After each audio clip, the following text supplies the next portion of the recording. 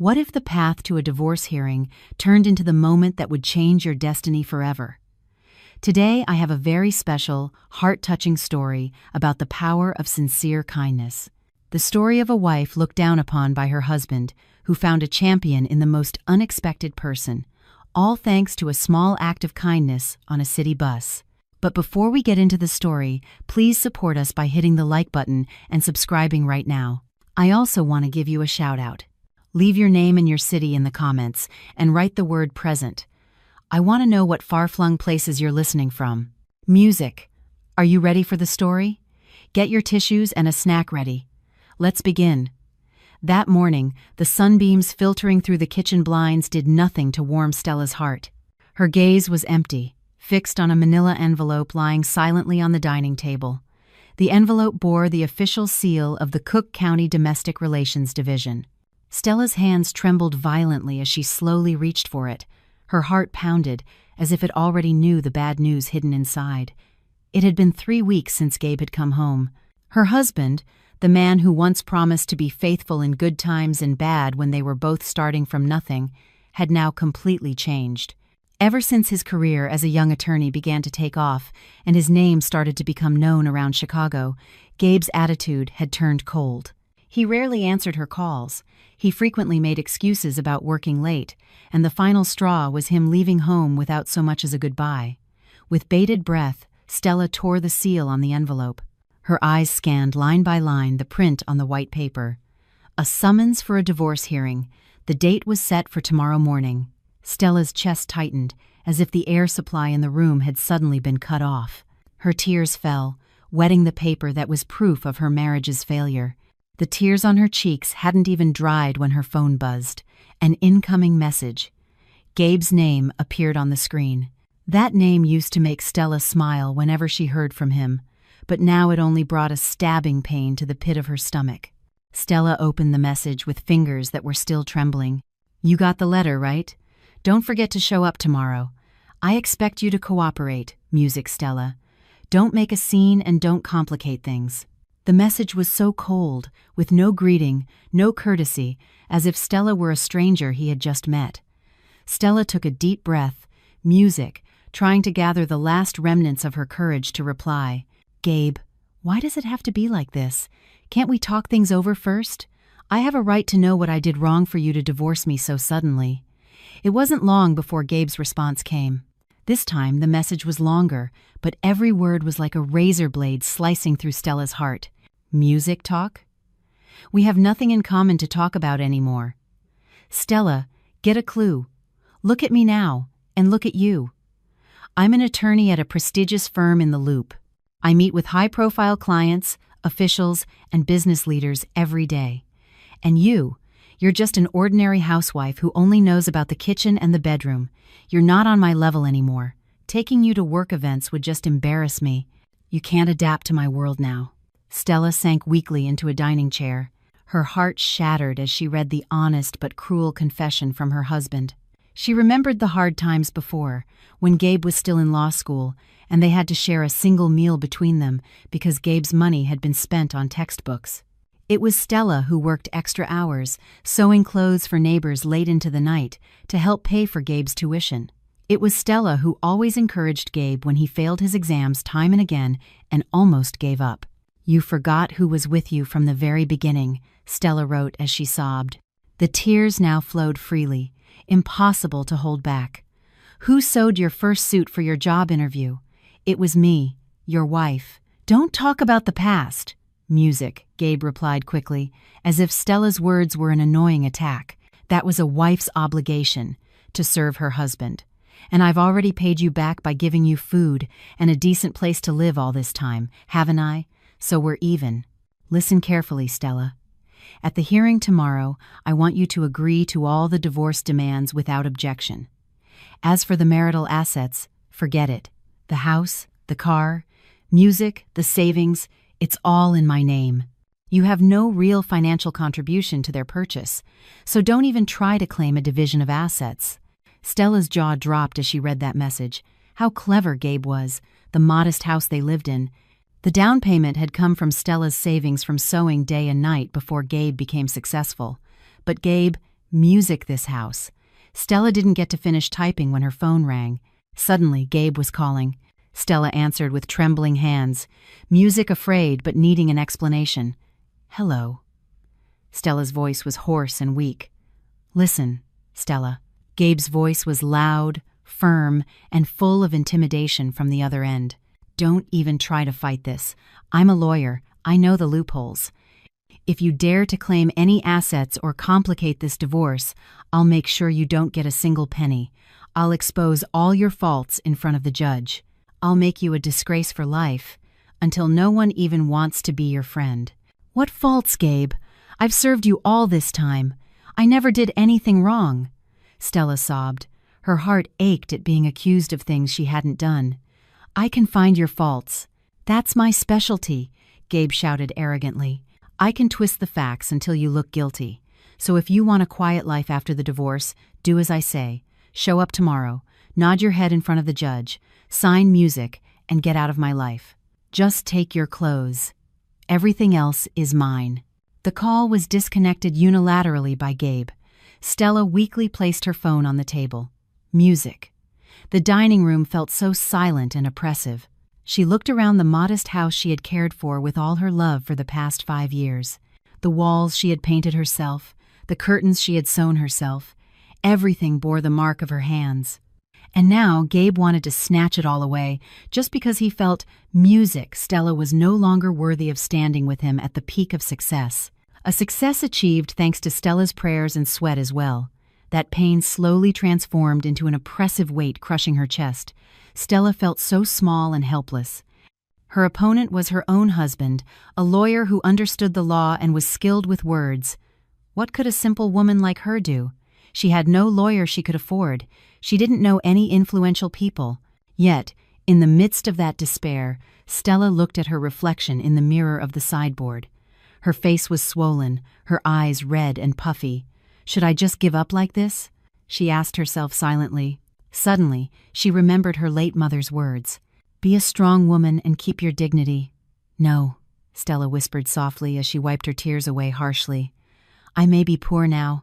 I may not have an advanced degree like Gabe, but I have dignity. I won't let him trample all over me anymore. Let him have the assets, but I won't let him humiliate my dignity."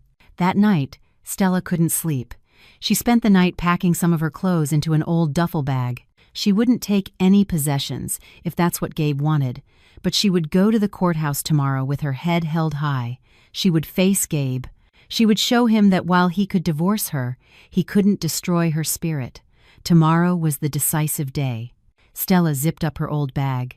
She had no money to take a taxi to the courthouse because Gabe had blocked her access to their joint savings account. The only car had already been taken by Gabe a week ago. "I'll take the CTA bus," she murmured softly. "It's okay.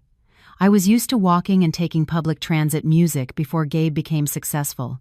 Outside, the night wind blew hard, as if signaling the life storm she would face the next day.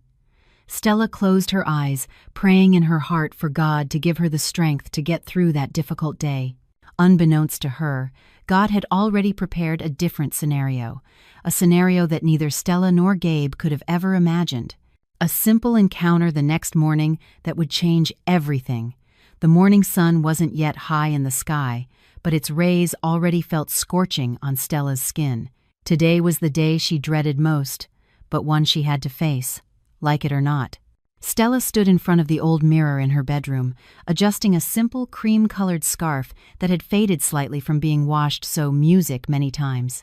It was the scarf Gabe had given her 5 years ago when he received his first paycheck as a paralegal. Back then, Gabe had given it to her with a look full of love, but now the item was just a silent witness to the drastic turn in Stella's fate.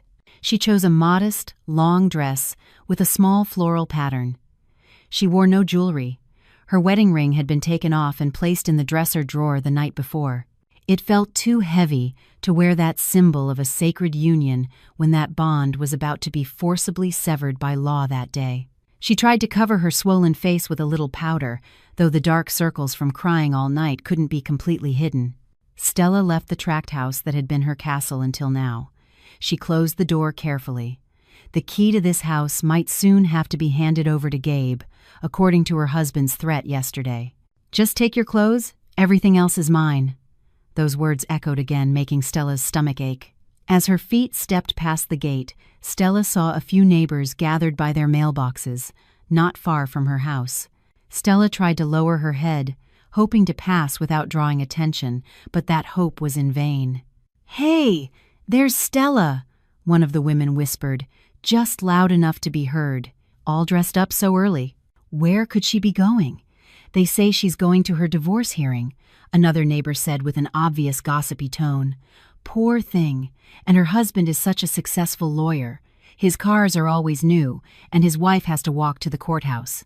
I wonder if Stella did something wrong to get divorced like this." Could be. Rich people usually look for someone on their level. Maybe Stella didn't take care of herself. That's why her husband found someone prettier. Those sharp words pierced Stella's ears. She felt like screaming to defend herself, to say that she had sacrificed her youth, her smooth skin, and her energy to support Gabe's career until he succeeded. That she didn't take care of herself, not out of laziness, but because she saved the household money to buy Gabe expensive shoes so he wouldn't be embarrassed when meeting clients. But Stella chose to remain silent. Her tongue was paralyzed. She just quickened her pace, leaving the group of neighbors who were watching her with contempt. The walk to the bus stop was quite long, about half a mile from her neighborhood. Stella walked along the dusty sidewalk. Private cars zipped past her. The luxury cars that passed reminded her of the car Gabe used to drive. Before, Stella would sit in the passenger seat, listening to Gabe talk about the cases he'd won. Now, she was just a pedestrian, marginalized by the sun's heat and the road's dust. The heat and dust started to make cold sweat drip down her temples. However, the fear in Stella's chest was far more unsettling than the weather. The image of the cold, formal courtroom haunted her. She imagined Gabe sitting there in his expensive suit, accompanied by his well-spoken lawyer colleagues, ready to tear Stella's dignity to shreds with legal arguments she didn't understand. "What if I say the wrong thing?" Stella thought anxiously. "What if the judge believes all of Gabe's lies? What if they really throw me out without a penny? Where will I live then?" That fear was like a monster slowly devouring her courage. Stella clutched the strap of her bag tightly. She felt so small, like an ant about to face an elephant. Gabe had everything: money, status, legal knowledge, and connections, while Stella only had her honesty and the remnants of faith that God doesn't sleep. Upon reaching the bus stop, Stella sat on the metal bench that was already starting to rust. She waited for the city bus headed for the Cook County Courthouse. Around her, people were busy with their own lives, some glued to their phones, some lost in thought, some sleeping off the exhaustion of a night shift. In the midst of that crowd, Stella felt utterly alone. There was no hand to hold for strength. There was no shoulder to lean on. A gleaming black sedan drove slowly past the bus stop. Its windows were tinted, but Stella recognized the license plate. It was Gabe's car. Stella's heart seemed to stop. Music. The car glided smoothly, weaving through traffic with arrogance, while Stella still had to wait for the old, late bus. The difference in their fates was starkly displayed before her eyes. Gabe was moving forward in comfort, music, while Stella had to struggle just to get to the place where her destiny would be decided. "Dear God," Stella prayed in her heart, her teary eyes staring at the asphalt. "If this separation is the best path, then strengthen my heart. Don't let me break down in the face of Gabe's arrogance. Give me just one sign of your help today, so I don't feel so alone." Not long after, the city bus she was waiting for finally appeared around the corner. Black smoke billowed from its exhaust pipe. The bus was completely packed. The driver shouted for passengers. Stella took a deep breath, strengthening her legs to stand up. She prepared to squeeze in, bracing herself for an uncomfortable journey, as uncomfortable as the life journey she was currently on. Stella boarded the bus, unaware that her prayer from moments ago was about to be answered in the most unexpected way inside that crowded public vehicle. The atmosphere inside the city bus was suffocating.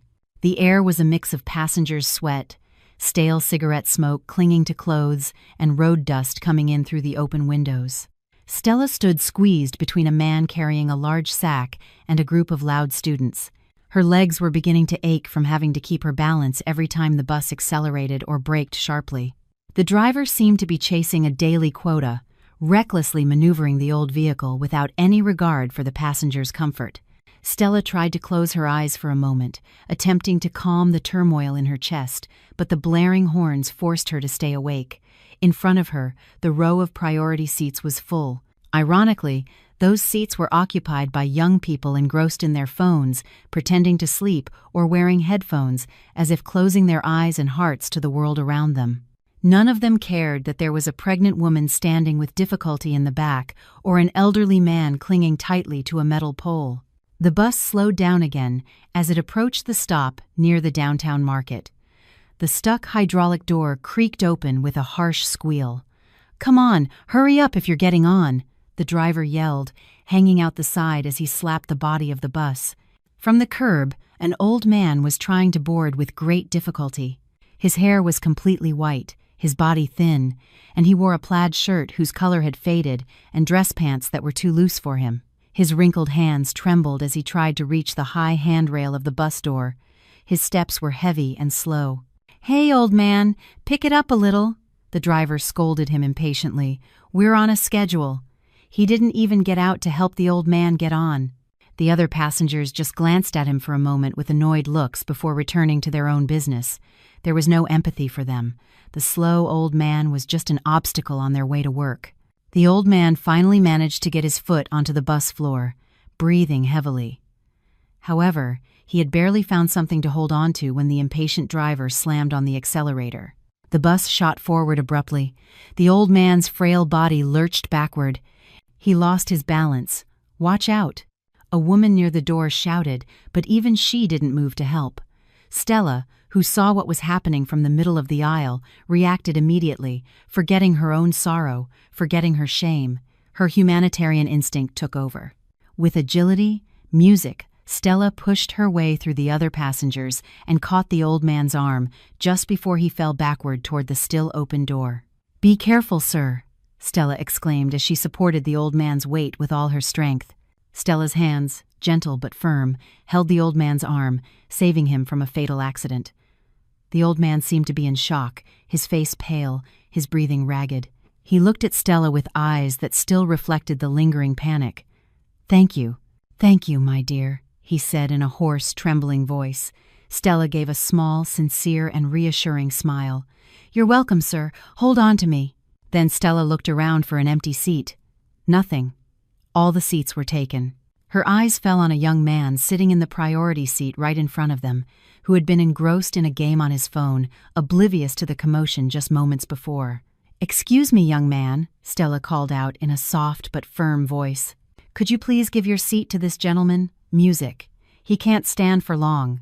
The young man looked up, glaring at Stella, and the old man with an annoyed expression. He huffed in frustration, as if Stella had just interrupted a crucial moment in his life. Reluctantly, with a sour face, the young man stood up without a word. He then moved to the back of the bus, grumbling under his breath. "Please sit here, sir," Stella said as she gently guided the old man to the seat. She made sure he was comfortable before letting go. The old man let out a sigh of relief as his back touched the seat. He massaged his trembling knees. After feeling a bit calmer, he looked up at Stella, who was now standing beside him, holding onto the back of the seat. "Thank you so much, my dear. If it weren't for you, I might have rolled right out of the bus," the old man said again. This time, Stella could see his face more clearly. Although wrinkles covered his face, there was a sharp yet serene look in his eyes. A strange dignity emanated from his simple figure, something that didn't quite match the worn-out clothes he was wearing. "It was nothing, sir. It's our duty as human beings to help one another," Stella replied politely.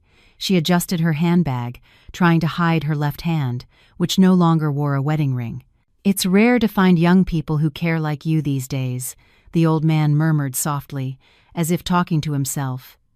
His eyes then scanned Stella's appearance from head to toe. He saw her simple but neat clothes, her pretty face that held a deep cloud of sorrow, and her swollen eyes. The old man, whose name was Arthur Kessler, was not just some random person who happened to be taking the bus. However, today he had deliberately left his luxury car and personal driver at home. He wanted to reminisce about the past, the times when he fought for justice from the ground up, feeling the pulse of the lives of the humble people he often defended in his past judgments. But he didn't expect to nearly have an accident, and he certainly didn't expect to be helped by a young woman who looked like she was carrying the weight of the world on her shoulders. "My dear, where are you headed, all dressed up on a bus?" Mr. Kessler asked, trying to start a conversation.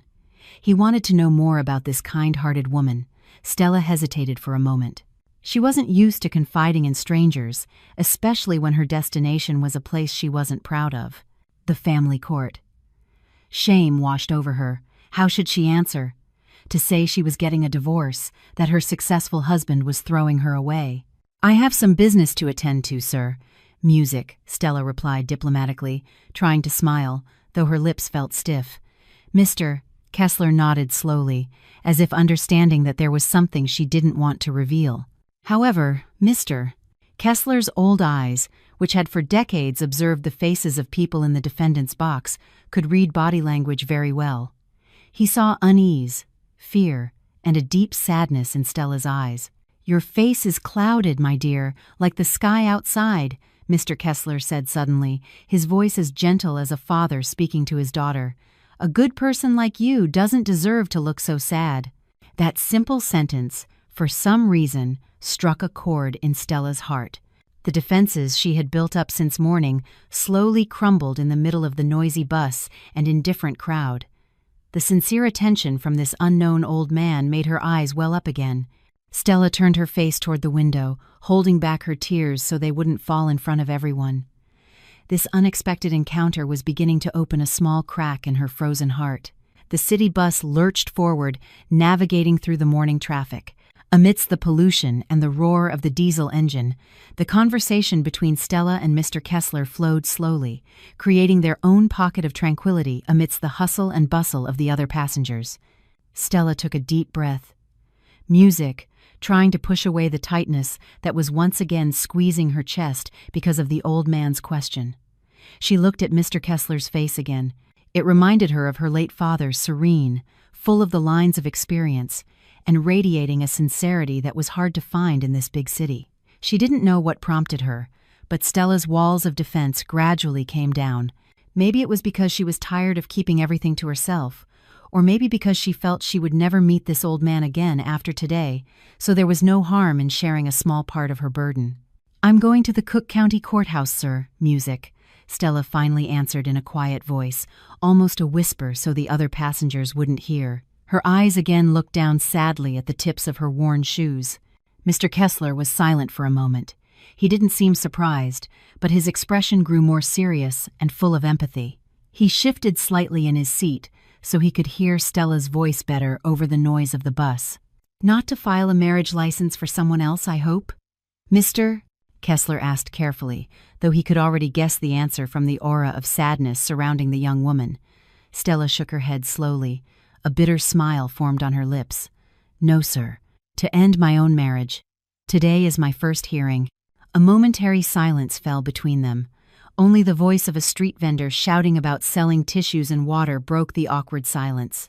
"My husband doesn't want me anymore, sir," Stella continued. This time, her tears couldn't be held back.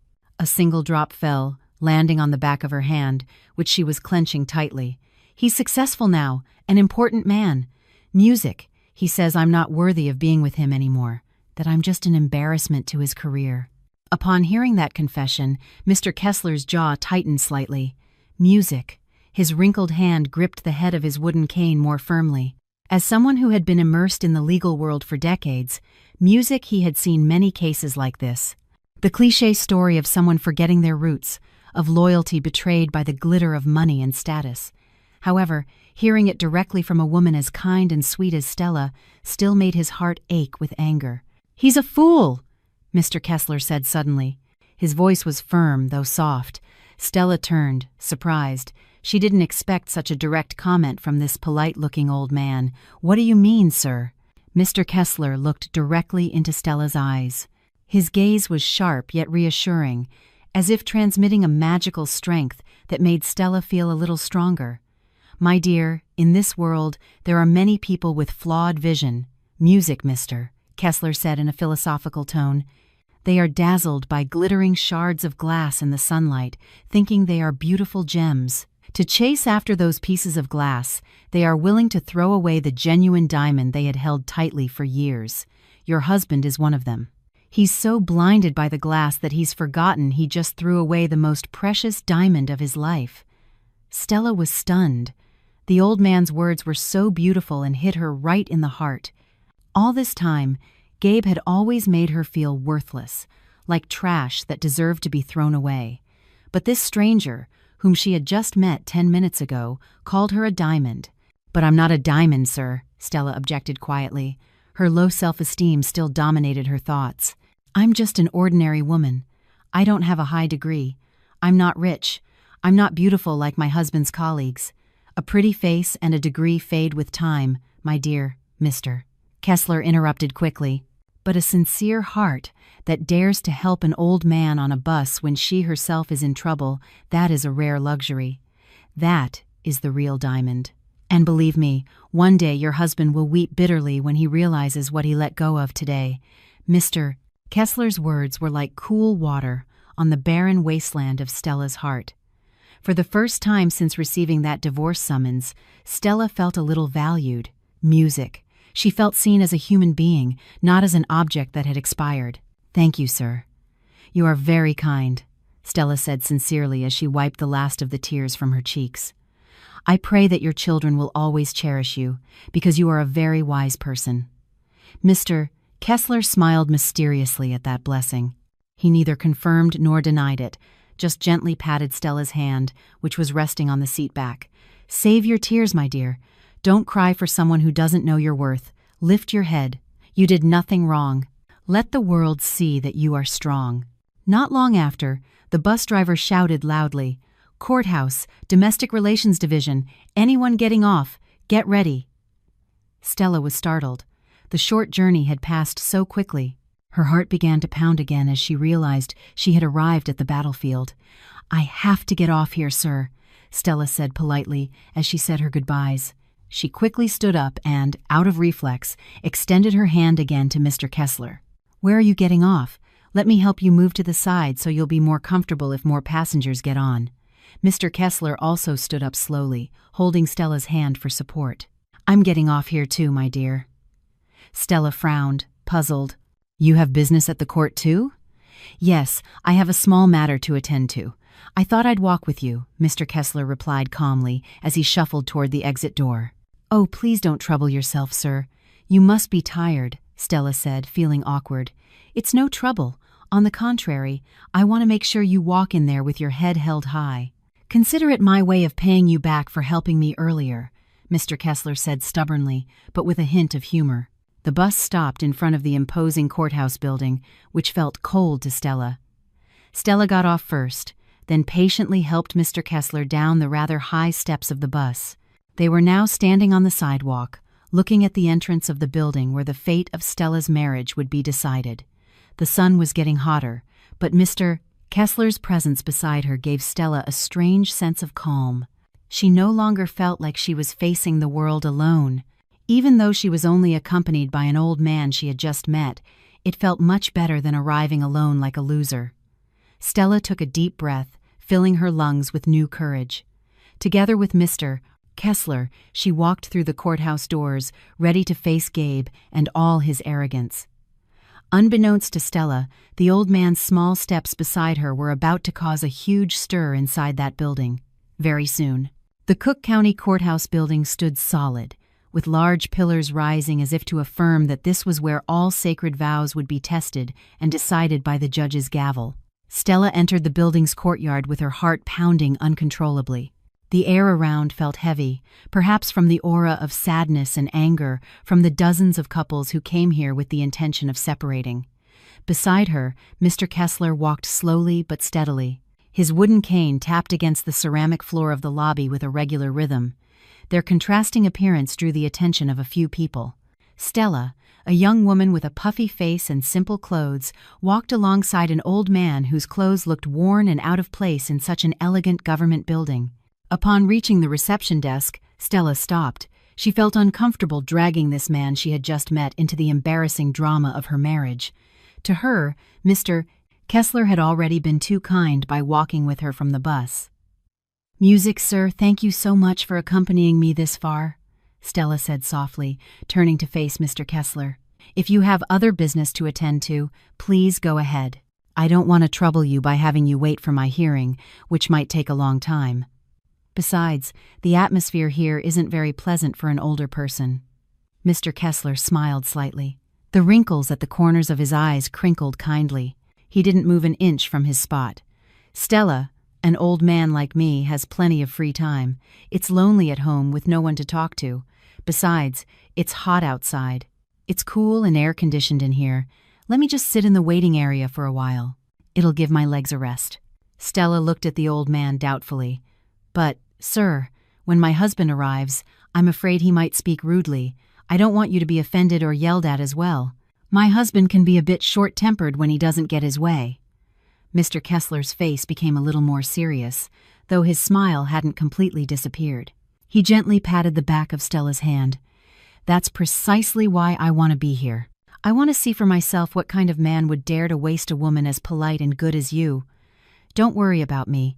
This old man has seen a lot in his life. The shouting of a young man isn't going to give me a heart attack." Hearing Mr. Kessler address her so respectfully touched Stella's heart. There was a sincere respect in the way he spoke to her, something that had long vanished from Gabe's lips. Stella finally nodded in resignation, but inside, she felt relieved. Honestly, she was afraid to face Gabe alone. Mr. Kessler's presence, even as just a stranger sitting silently, gave her a bit of security.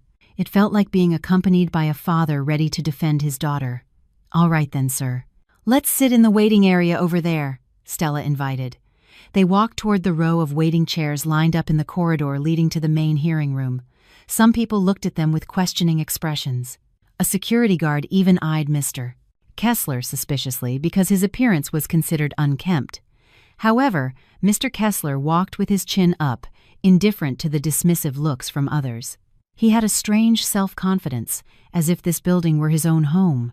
As they sat down, Stella kept fidgeting with the hem of her dress. Her eyes darted around anxiously, searching for Gabe. The fear was still there. The image of Gabe arriving in his designer suit, with his overpowering cologne and hurtful words, made Stella's stomach churn. "Stay calm, my dear," Mr. Kessler whispered from his seat beside her.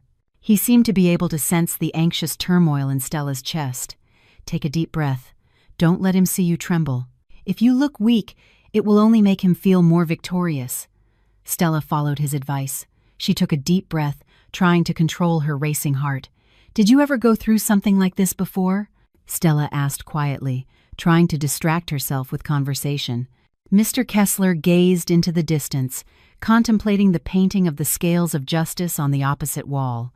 "I've seen thousands of people cry in buildings like this, my dear. I've seen some cry with regret, some with pain, and some with joy at being freed from suffering. Divorce is certainly painful, but sometimes it's the gateway to true happiness. God breaks your heart today, perhaps to save your soul in the future." Those wise words once again penetrated deep into Stella's soul. She felt that the old man beside her was no ordinary person. His way of speaking was too refined for just a regular bus passenger. But Stella didn't dare ask more about who Mr. Kessler really was. For her, it was enough that Mr. Kessler was her guardian angel today. Case number A-15. The petitioner and respondent, please prepare. The voice from the loudspeaker echoed down the corridor. Stella flinched. That wasn't her case number, but the voice reminded her that her hearing time was drawing closer. She glanced at the wall clock. It was almost 9 a.m. Gabe should have arrived by now.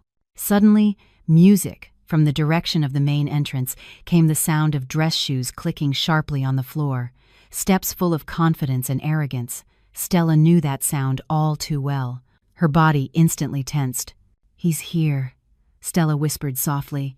Her face turned pale. Mr. Kessler also turned to where Stella was looking. There, striding in, was a handsome but arrogant young man, dressed in a well-pressed designer suit, a crisp white shirt, music, and a silk tie. Behind him walked another man carrying a thick briefcase of documents. Apparently, his lawyer. Gabe arrived with the air of a king. Music. He didn't look left or right. His gaze was fixed straight ahead, as if everyone in the room should move aside for him. The aura of arrogance was thick, emanating from him. Mr. Kessler narrowed his eyes, staring intently at Gabe's approaching figure.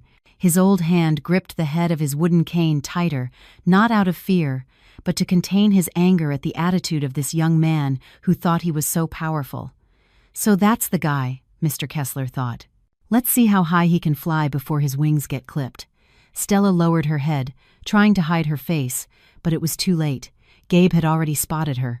A mocking smile appeared on Gabe's lips as he saw his wife sitting in the corner of the waiting area. Gabe changed direction, walking toward Stella with a disdainful look.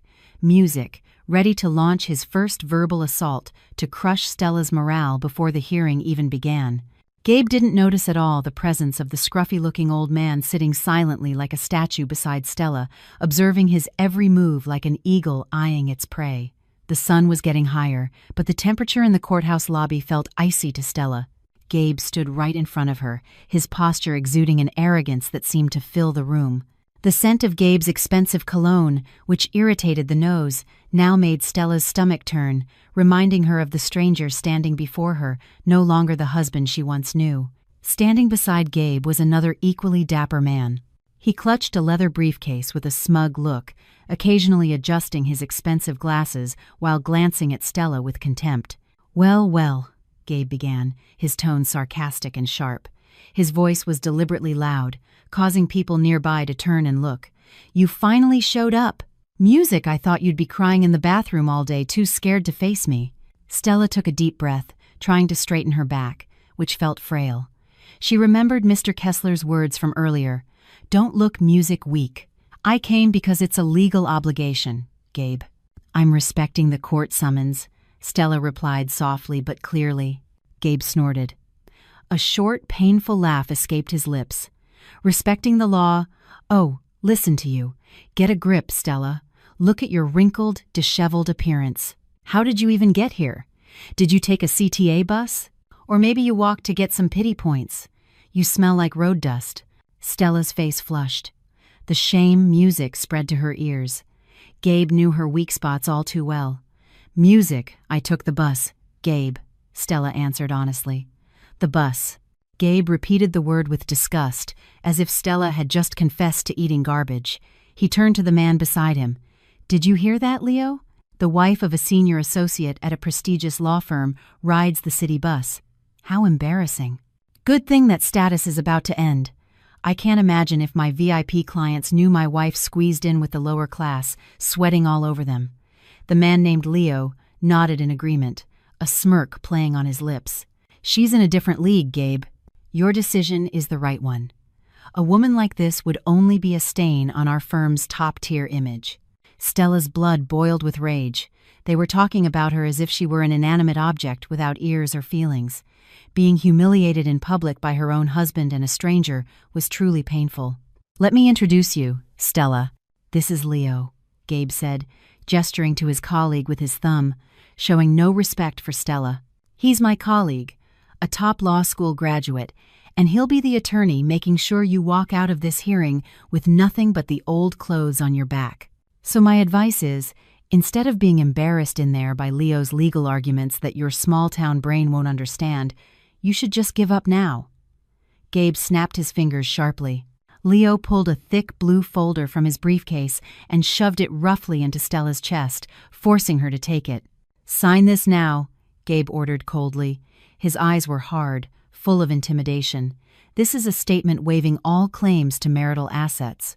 The house, the car, the land, it's all in my name because I made the payments. You were just freeloading. Sign it, and I'll give you $5,000 as charity. Enough for you to go back to your hometown and open a food stall." Stella looked at the blue folder in her hands, which were trembling with rage. $5,000. Gabe valued her devotion, her sweat, and her loyalty for 5 years, supporting him from nothing at a mere $5,000. Meanwhile, the house they lived in, the down payment, had come from Stella's savings from sewing day and night before Gabe became successful. "I'm not signing it, Gabe," Stella refused. Her voice trembled as she held back tears. "We bought that house together. The down payment was my money.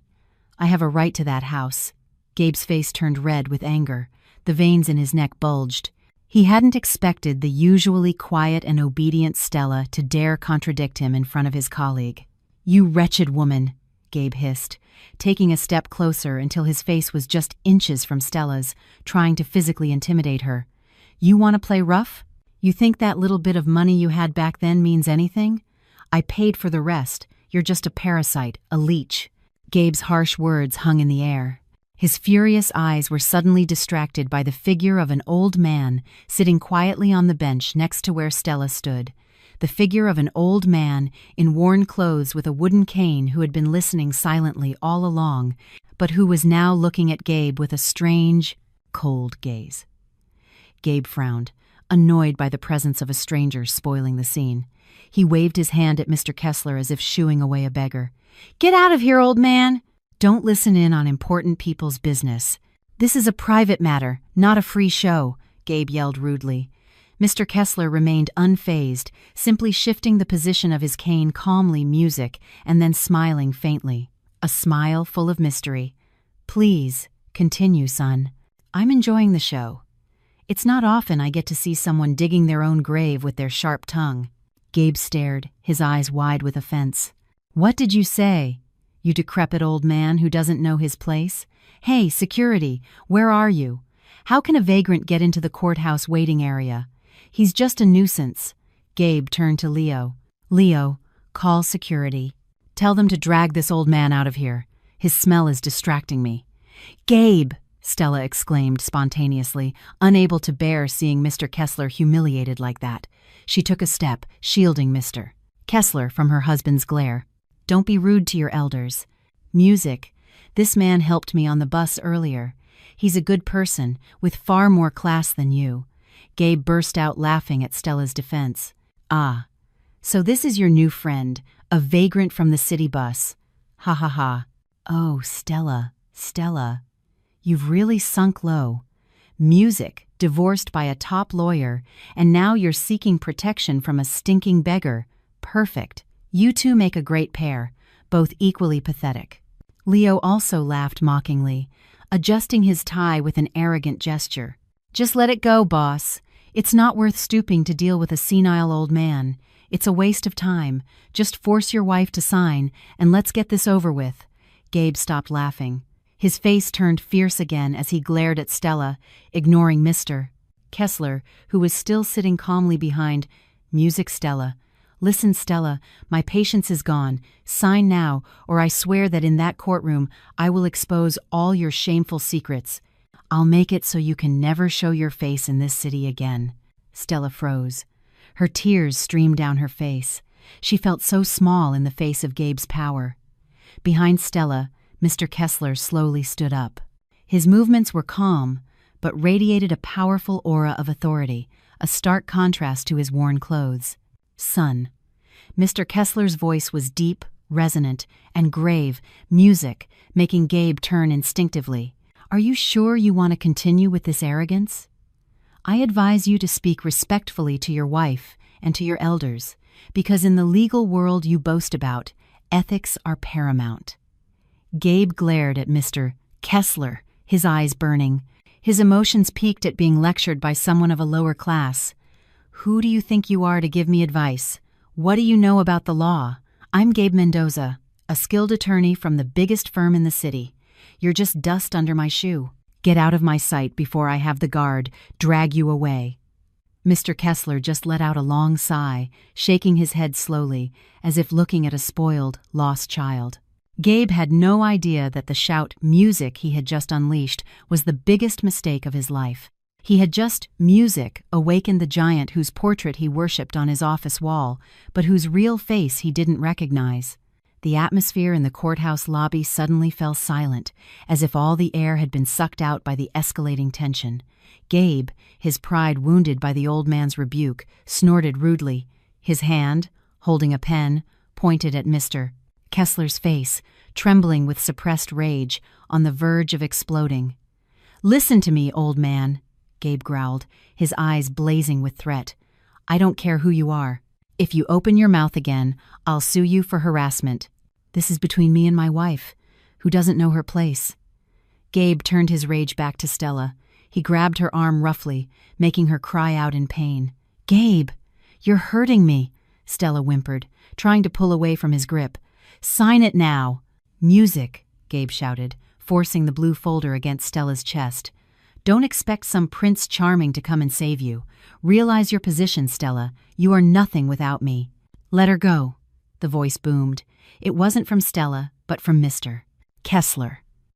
This time, it wasn't the voice of a frail, weak old man. The voice thundered with authority and a resonant dignity that would make anyone's courage shrink. Gabe was startled. He instinctively released his grip on Stella's arm. Mr. Kessler took a step forward. The sound of his wooden cane hitting the ceramic floor was sharp and piercing. He stood tall, his chest out, as if the weight of age that had stooped his back had vanished. His once dull old eyes now glared at Gabe with a gaze as sharp as an eagle's zeroing in on its prey. "Since when does Kessler and Partners hire street thugs as senior associates?" Mr. Kessler asked, his tone cold and measured. Gabe froze. His eyes widened. The name of the law firm was pronounced with a very specific intonation, one that a common person wouldn't know. Kessler and Partners was his workplace, one of the most prestigious law firms in the country. "How do you know the name of my firm?" Gabe stammered. His arrogance was beginning to crumble. Mr. Kessler didn't answer. He slowly adjusted the collar of his worn plaid shirt. Then, with a calm but meaningful gesture, he ran his fingers through his white hair, pushing it back. His face was now clearly visible under the lights of the courthouse lobby. The firm jawline, the aquiline nose, and the distinctive mole under his left eye were all clearly visible. Leo, Gabe's colleague standing behind him, suddenly went rigid. The briefcase he was holding slipped from his grasp and fell to the floor with a thud. "Leo, what's wrong with you?" Gabe turned, confused by his colleague's sudden pale and ghost-like appearance. Leo's body was trembling violently. His eyes were fixed on Mr. Kessler's face with a look of horror mixed with extraordinary awe. "Boss," Leo whispered, his voice choked, pointing at Mr. Kessler with a trembling finger. "Boss Gabe, look closely, look closely. What am I looking at?" Gabe shouted, annoyed. He turned back to look carefully at the old man in front of him. It was then that time seemed to stand still for Gabe. His eyes scanned the old face. His memory flew to a giant, 6-foot-tall oil painting that hung majestically in the main lobby of Kessler and Partners. The painting of the firm's founder, the living legend of the legal world, the god of justice, whose books were required reading for every law student in the country. The figure Gabe had always idolized, whose photo he kept on his desk for motivation, but whom he had never met in person because the legend had long since retired and withdrawn from public life. The face before him, though older and thinner than in the painting, was the same face. The blood drained from Gabe's face instantly. His face, once red with anger, now turned as white as a sheet of paper. His legs felt weak, like jelly. Cold sweat, as large as beads of corn, began to form on his forehead. His heart, which had been pounding with emotion, now throbbed with sheer terror. "Mr. Kessler," Gabe whispered, his voice almost inaudible, swallowed by an overwhelming fear. "Mr. Kessler smiled faintly, but it wasn't the kind smile from the bus. It was the cold smile of a supreme judge ready to deliver a death sentence. "It seems your eyes aren't completely blind, Gabe Mendoza," Mr. Kessler said calmly, using Gabe's full name with precision. "I thought you had forgotten the face of the founder of the place where you make your living." Gabe's world collapsed in an instant. His knees trembled so badly that he had to grab the back of a chair to keep from falling. The scruffy-looking old man he had insulted as a vagrant, whom he had called smelly, whom he had tried to kick out like a dog, was Professor Arthur Kessler, the sole owner of the law firm where he worked, the person who held absolute control over his career and his future. Stella, standing beside Mr. Kessler, watched the drastic change in confusion. She saw her husband, who moments ago was as fierce as a lion, now shrink into a terrified mouse. "Gabe, what's wrong?" Stella asked innocently, not understanding the situation. Gabe couldn't answer. His tongue was paralyzed, his throat tight. Leo, being the first to react, immediately bowed deeply, almost at a 90-degree angle, to Mr. Kessler. His posture was filled with exaggerated fear and respect. "I'm so sorry, Professor. I didn't recognize you in those clothes. Please forgive my rudeness, Professor. I was just brought here by Gabe." "I don't know anything," Leo stammered in a panic, trying to immediately wash his hands of the situation to save himself. Mr. Kessler didn't glance at Leo. His gaze remained fixed on Gabe, who was still petrified with his mouth agape. "You said your wife is an embarrassment because she takes the bus?" Mr. Kessler asked, his voice soft but piercing. "I also took the bus today. Does that mean I'm an embarrassment to you as well?" Gabe shook his head weakly. Tears of fear began to well up in his eyes. No, Professor, no, that's not what I meant. I swear I didn't know it was you. I swear, Professor, if you had known it was me, you would have kissed my feet." "Music? Is that it?" Mr. Kessler interrupted sharply. "But because you thought I was a poor person, you felt you had the right to trample on me. Is that the mentality of the lawyers I've trained at my firm?" Mr. Kessler's voice rose at the end of the sentence, echoing in the room. Gabe felt as if he had been struck by lightning on a clear day. If Professor Kessler testified against him, it would all be over. There wasn't a judge in the country who would dare to contradict the credibility of an Arthur Kessler. Not only would he lose the divorce hearing, but Gabe's career as a lawyer would also be shattered. His name would be blacklisted throughout the entire legal community. "Professor, please, don't do this." Gabe suddenly dropped to his knees on the cold lobby floor, his pride completely destroyed. He hugged Mr. Kessler's legs, sobbing uncontrollably. "I'm begging you, Professor. My career? My future? Don't destroy me, Professor. I'll withdraw the petition. I'll cancel the divorce. I'll go back to Stella. Please, Professor." The scene was truly pathetic and, at the same time, satisfying for anyone watching. Gabe, who had arrived like a king just moments ago, was now begging at the feet of the person he had insulted. Stella looked away. She couldn't bear to watch, but she also felt disgusted by her husband's insincerity. Gabe was pleading not out of love for his wife, but out of fear of becoming poor and losing his position. Mr. Kessler looked down coldly at Gabe, groveling at his feet. He was unmoved. He slowly shifted his foot, breaking free from Gabe's grasp. "It's too late for theatrics, Gabe," Mr. Kessler said coldly. "You're begging not because you regret hurting your wife, but because you're afraid of losing your world. Your wife deserves her freedom today. She deserves to be free from a leech like you. Get up. Don't humiliate yourself further. We're going to finish this in front of the judge like a man, as a man responsible for his actions should." Mr. Kessler then turned to Stella, Music extending his wrinkled but steady hand. "Come on, Stella. Let's go inside. Don't be afraid. Justice is on your side." Stella Music took the offered hand, her eyes filled with tears of emotion. She walked into the hearing room with her head held high, accompanied by the legal legend.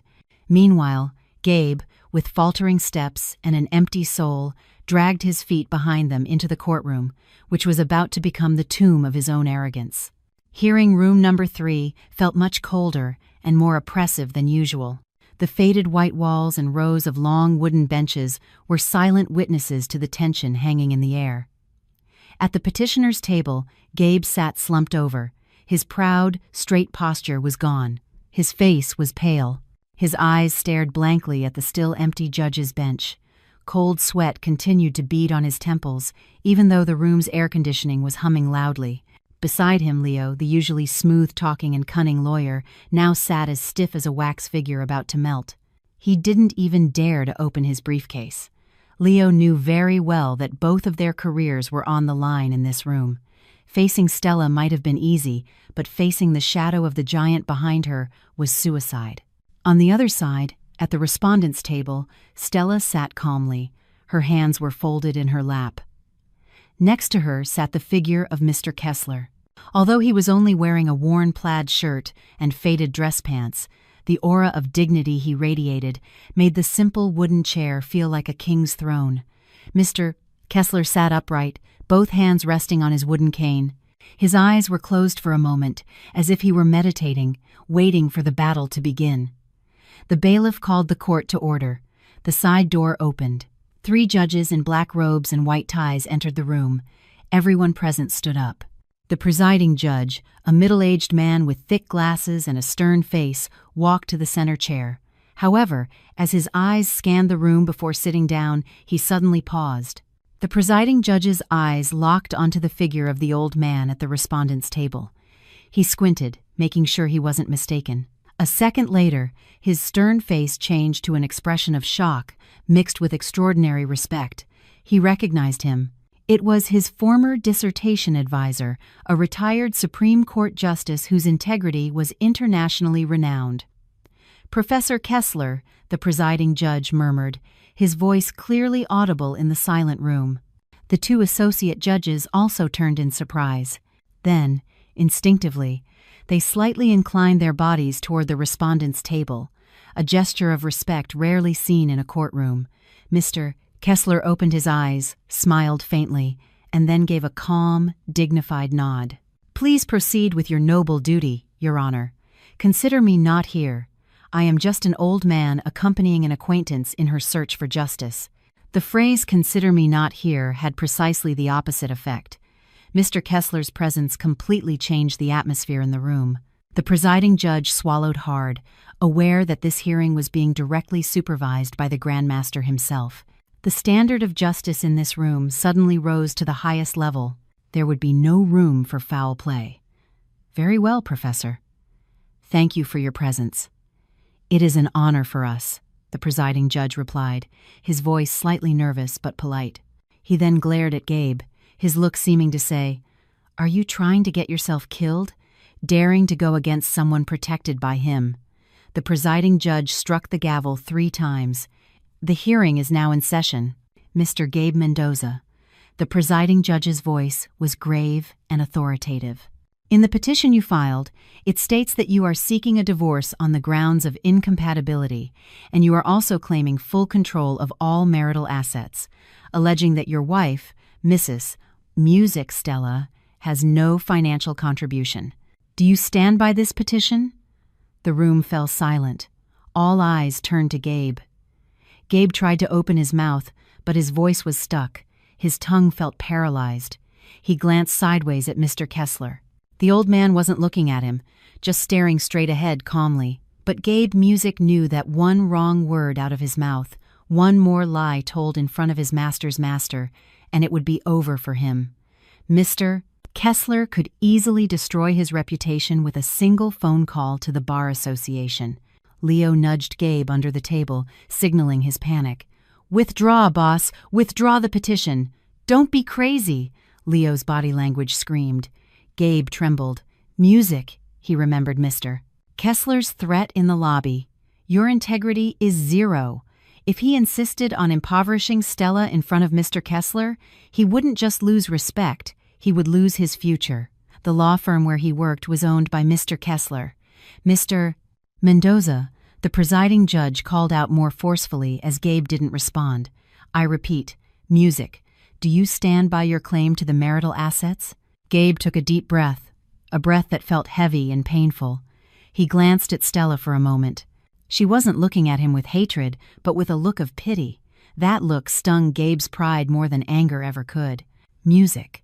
He realized he had already lost completely, even before the gavel fell. "No, Your Honor," Gabe finally answered, his voice hoarse and weak like a deflated balloon. The presiding judge raised his eyebrows. "No? What do you mean?" Gabe hung his head low, not daring to look up. I withdraw my claim to the marital assets, Your Honor. I acknowledge that the house and its contents are community property. I am even willing to surrender my share entirely to my wife as a form of my responsibility." Leo let out a sigh of relief beside him, Music nearly slumping out of his chair. At least they weren't committing mass suicide today. Stella's eyes widened in surprise. She glanced at Mr. Kessler. The old man remained calm. There was no expression of victory on his face, just a slight nod, as if this were the normal and expected outcome. "Let the record show," the presiding judge said firmly. "Mr. Mendoza surrenders the assets in their entirety to Mrs. Stella. So, what about the grounds for divorce? Do you still insist that Mrs. Stella is not worthy of being with you?" This question was a trap. If Gabe answered yes, with reasons of economic or social status as in the original petition, he would look incredibly petty in Mr. Kessler's eyes. Gabe shook his head weakly. Tears of frustration and shame dripped onto the table. "No, Your Honor, that reason is not relevant. I was the one who was wrong. I was not able to be a good husband. I want a divorce because I am no longer worthy of her." A wave of restrained emotion spread through the tense room. Gabe's confession, though born of fear, sounded honest to Stella's ears. This was the first time Gabe had admitted his fault, even if he had to be forced by circumstances. Mr. Kessler suddenly raised his right hand slightly. "Your Honor, may I speak for a moment as the respondent's companion?" The presiding judge immediately nodded respectfully. "Of course, Professor. The floor is yours." Mr. Kessler didn't stand. He remained seated, but his voice filled the room. He didn't look at the judge, but stared intently at the profile of Gabe's bowed head. "The law was created to humanize humans, son," Mr. Kessler said, his voice soft but cutting to the bone.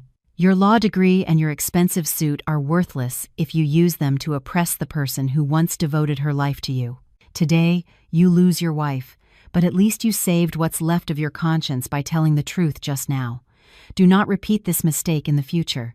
Be a lawyer who defends the truth, not one who defends greed." Gabe sobbed quietly, his shoulders shook. Those words were both a slap and a final piece of advice from the idol he had disappointed. The shame he felt today would be etched in his memory for life, becoming a nightmare he would never forget. "Thank you, Professor," the presiding judge said quietly. He then reasserted his authority. "Very well. Since the petitioner has admitted his fault and surrendered his rights to the assets, and both parties agree to separate, the court will now proceed to read the judgment immediately." Stella listened to every word from the judge's mouth with mixed feelings, relief, sadness, but also a sense of liberation. She wouldn't be left destitute, she wouldn't be humiliated.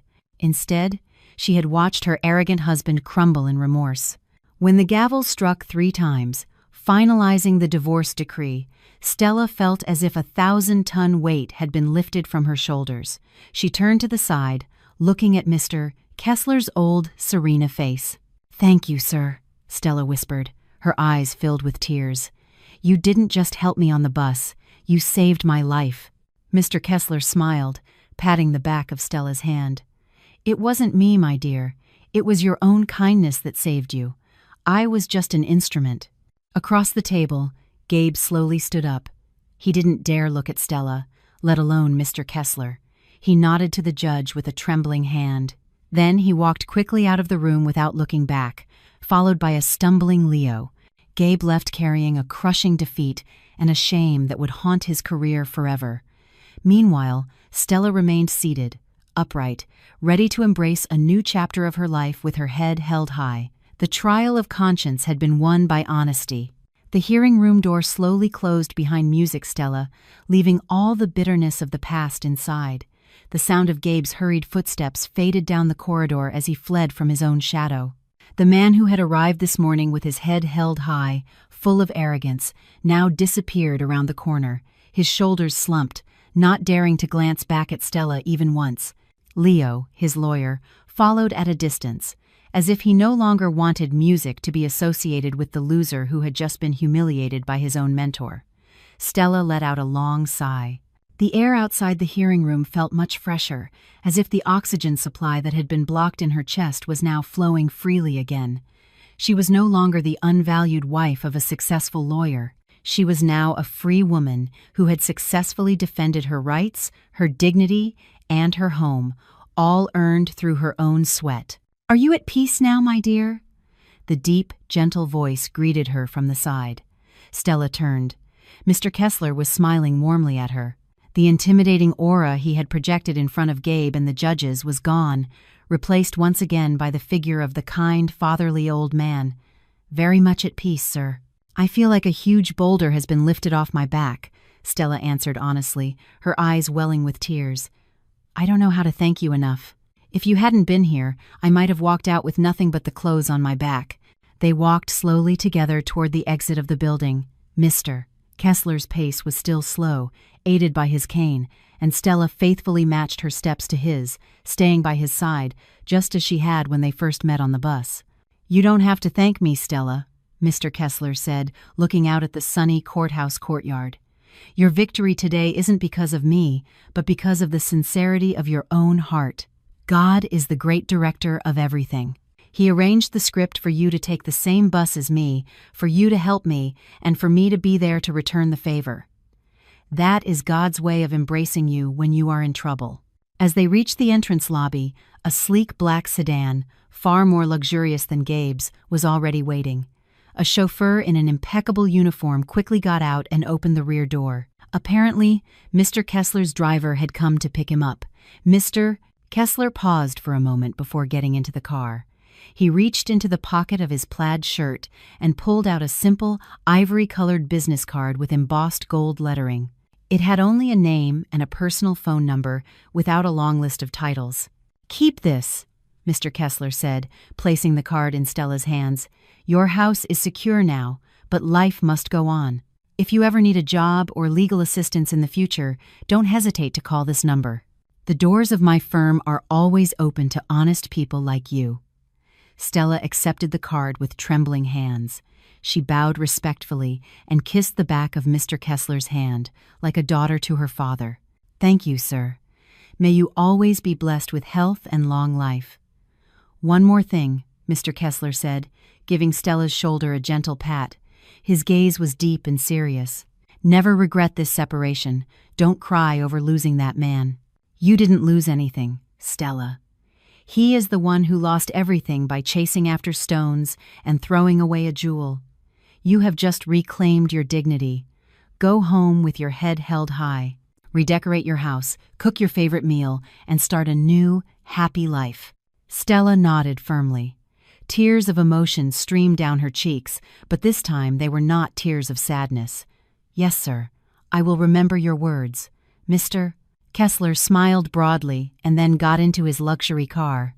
The window rolled down slowly, revealing a final wave from the legal legend before the car pulled away, leaving the courthouse parking lot and driving into the bustling city.